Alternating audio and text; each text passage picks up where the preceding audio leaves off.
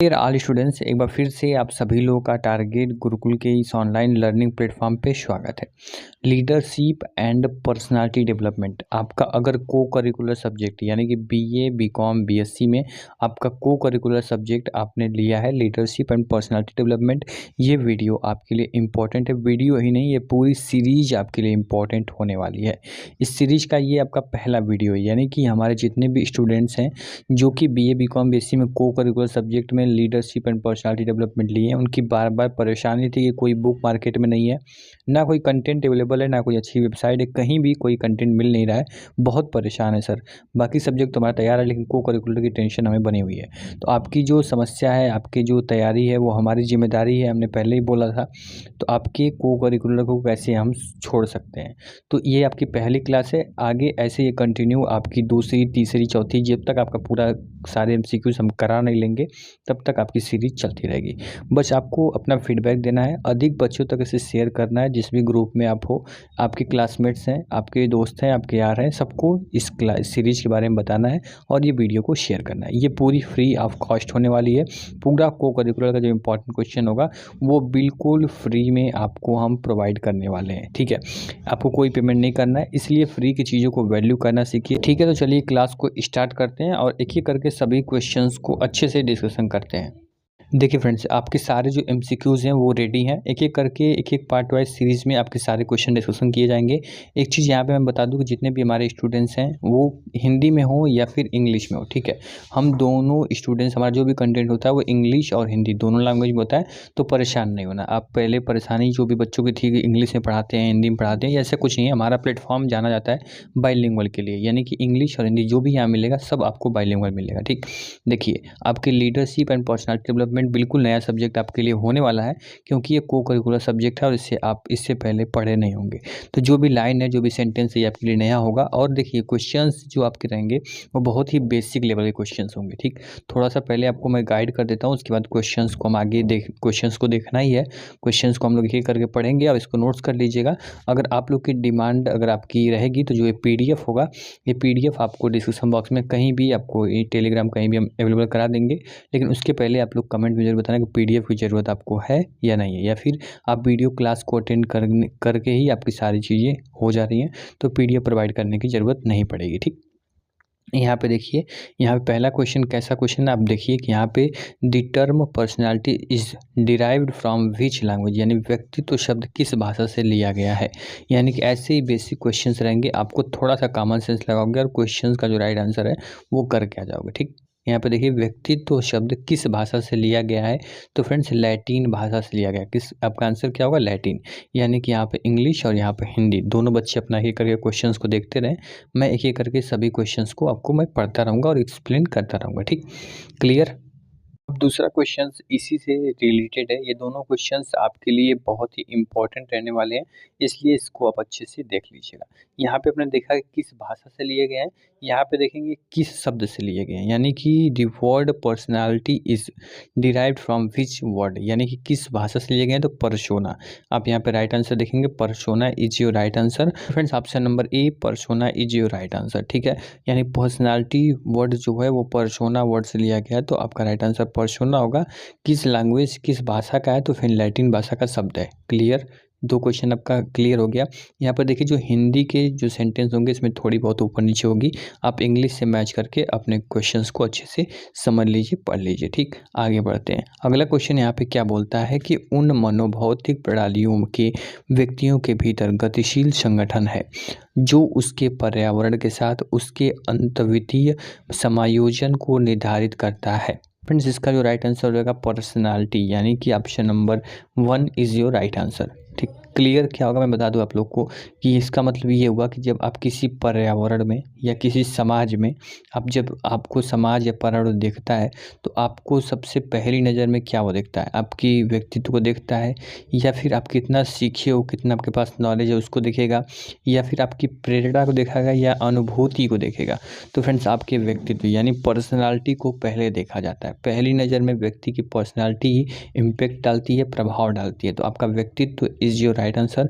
Option number A is your right answer. ठीक है, इतना क्लियर हुआ। आगे बढ़ते हैं। कौन सा कारक, यहाँ पूछ रहा है कौन सा कारक व्यक्ति के व्यक्तित्व को आकार देता है। मतलब कि यहाँ पे क्या बोल रहा है कि which factor shape the personality of an individual. तो यानी कि जो एक व्यक्ति के व्यक्तित्व को जो आकार देता है वो कौन सा कारक होता है। जैविक कारक भी होता है, स्थिति में संबंधित कारक भी होता है, परिवार और समूह भी इसमें वजह बनता है, कारक होता है। तो ये सभी option number D is your right answer. समझ में आया आपको। बायोलॉजिकल फैक्टर, यहाँ पर situational factor, family and group factor, all of this. तो all of this is your right answer. Clear.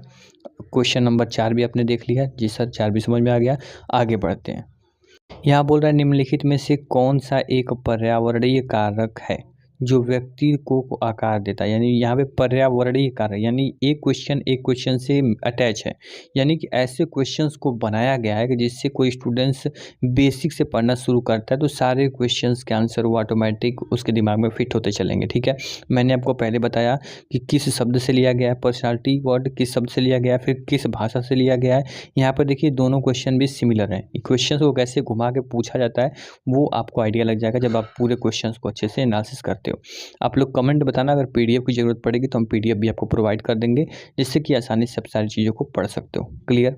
यहाँ पे देखिए यहाँ बोला गया है कि which the following is an environmental factor which shape the personality.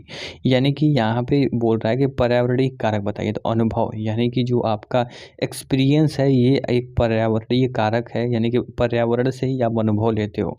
यानी कि समाज में आप घूमते हो फिरते हो, अलग अलग लोगों से मिलते हो तो क्या होता है आपके अनुभव यानी कि आपकी एक्सपीरियंस बढ़ता है। बोलते हैं ना किसी कंपनी में जाते हो तो बोला था कि आपका एक्सपीरियंस कितने साल का है, यानी कि आपका अनुभव कितने साल का है। समझ रहे हो। तो ये जो आपका अनुभव है ये पर्यावरण समाज से मिलता है तो आपका अनुभव इज योर राइट आंसर। अब फ्रेंड्स यहाँ पे आगे बढ़ते हैं। यहाँ पे 6 नंबर का क्वेश्चन देखेंगे। 6वां नंबर क्वेश्चन क्या बोलता है कि वह कुल योग है जिसमें एक व्यक्ति दूसरे के साथ प्रतिक्रिया करता है और बातचीत करता है। यानी कि वह कुल योग यहाँ पे जो पूछ रहा है कि यहाँ पे वो कौन सा योग है जिसके द्वारा व्यक्ति प्रतिक्रिया करता है, मतलब किसी का जवाब देता है और आपस में बातचीत करता है। तो फ्रेंड्स होता है व्यक्तित्व। समझ रहे हो। ऑप्शन नंबर डी यानी पर्सनालिटी। यानी कि पर्सनालिटी के माध्यम से ही व्यक्ति एक दूसरे की प्रतिक्रिया देता है और अब बातचीत करता है। समझ रहे हो। तो यहाँ पे जो ऑप्शन नंबर डी व्यक्तित्व आपका राइट आंसर हो जाएगा। व्यक्तित्व को इंग्लिश में क्या बोलते हैं, पर्सनालिटी बोलते हैं। क्लियर। यहाँ पे आगे बढ़ते हैं। यानी कि 6वां नंबर क्वेश्चन आपको देखा है। यहाँ पे 7वां नंबर क्या बोलता है कि जो किसी के विश्वासों, विचारों, मूल्यों, संदर्भ के ढांचे और दृष्टिकोण को संदर्भित करता है। यानी कि जो किसी विश्वासों, विचारों, मूल्यों, संदर्भ के ढांचों को, दृष्टिकोण को संदर्भित करता है। तो फ्रेंड ने स्कीम यानी कि योजना, यानी कि option number A is your right answer. यानी कि यहाँ पे क्या बोला गया, क्वेश्चन बोल रहा है कि जो किसी विश्वासों या जानते हो कोई सरकार जब स्कीम निकालती है या कोई गवर्नमेंट जब स्कीम निकालती है, योजना निकालती है तो उसमें वो उसके मूल्य, संदर्भ, ढांचे, दृष्टिकोण सबको बताती है, विचार भी बताती है कि इस स्कीम का लाभ क्या होगा, हानि क्या होगी, कैसे हम इसको इम्पेक्ट करेंगे, सरकार कैसे उसको प्रभावित करेगी, वो सारी चीज़ें स्कीम यानी योजना के तहत बताई जाती हैं। तो ये जो आपका option number A is your right answer, योजना आपका राइट आंसर हो जाएगा। क्लियर। 7 नंबर का जो क्वेश्चन का राइट आंसर योजना। ठीक। यहाँ पे 8 नंबर क्वेश्चन बोलता है कि are the inner drives of the individual that represent the goal direct behaviour. यानी कि यहाँ पे 8वां नंबर क्वेश्चन ये बोलता है कि व्यक्ति के आंतरिक ड्राइव है जो लक्ष्य निर्धारित व्यवहार का प्रतिनिधित्व करते हैं। यानी कि व्यक्ति के आंतरिक ड्राइव हैं जो लक्ष्य निर्धारित व्यवहार का प्रतिनिधित्व करते हैं। तो ऑप्शन नंबर 8 का जो आपका राइट आंसर हो जाएगा मकसद। समझ रहे हो आपको। यहाँ पे जो आपका मोटिव यानी कि प्रेरणा आपका राइट आंसर हो जाएगा। समझा आपने कि जो यहाँ पे मोटिव है वो आपका राइट आंसर, व्यक्ति की आंतरिक ड्राइव यानी कि निर्देशित व्यवहार का प्रतिनिधित्व करते हैं तो मोटिव आपका राइट आंसर हो जाएगा। ठीक। क्लियर। आगे बढ़ते हैं। 9 नंबर क्वेश्चन बोलता है कि जिस हद तक भावनात्मक रूप से प्रतिक्रिया करता है उसे कहा जाता है। जिस हद तक कोई भावनात्मक रूप से प्रतिक्रिया करता है उसे कहा जाता है।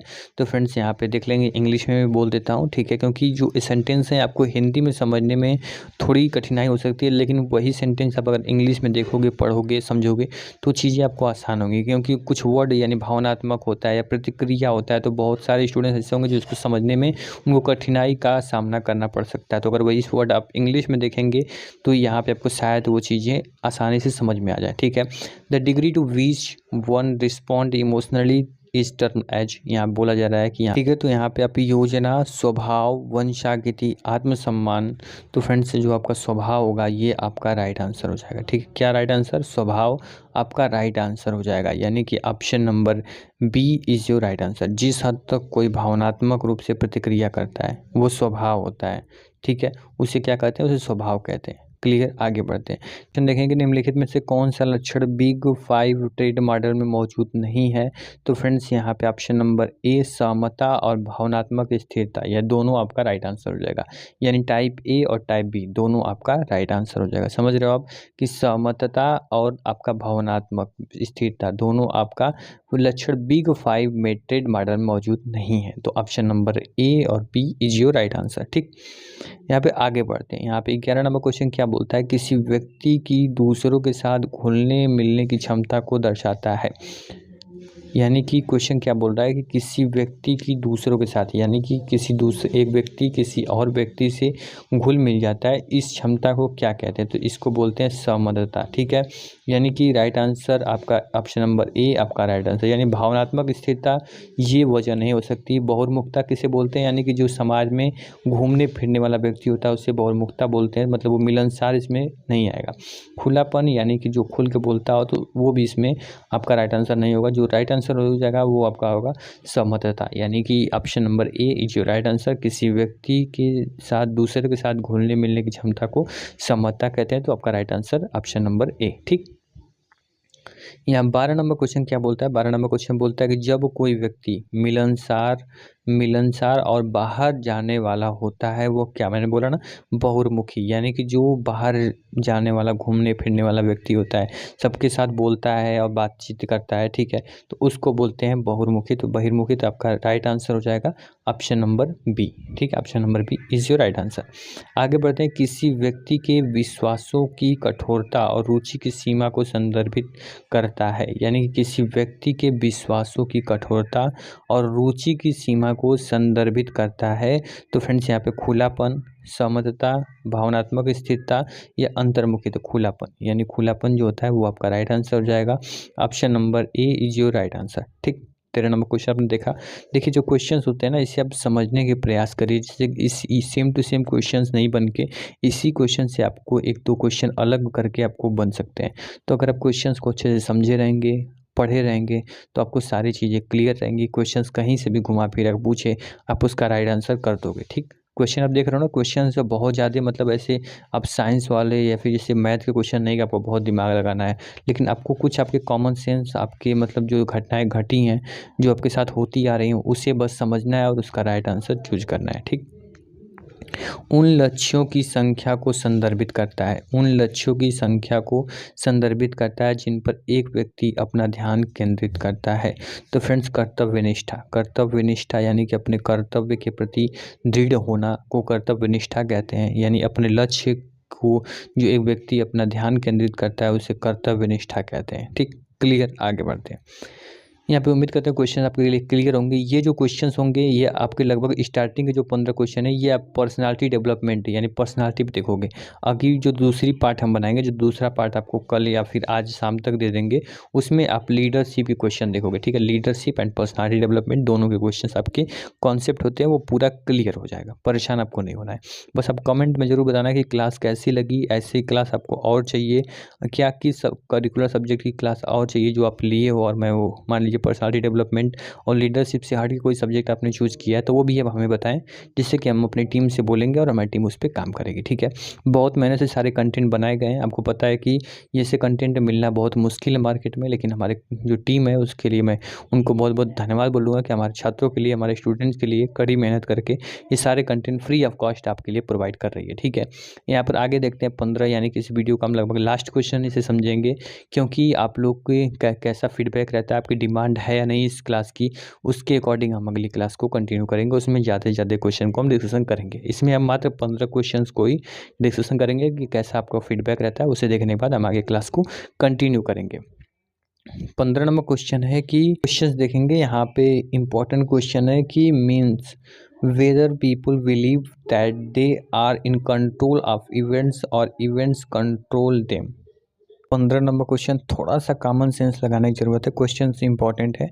आप यहाँ पे देखेंगे कि यहाँ बोल रहा है means whether people believe that they are in control of events of event control them, यानी कि यहाँ बोला जा रहा है कि किसका अर्थ है कि लोग मानते हैं कि मैं घटना के कंट्रोल में हूँ या फिर इसके वजह से मैं कंट्रोल में रहूँगा, यानी कि मैं नियंत्रण में रहूँगा। तो फ्रेंड्स यहाँ पे जो आपका राइट आंसर हो जाएगा ऑप्शन नंबर यहाँ पे बी, यानी कि नियंत्रण का ठिकाना।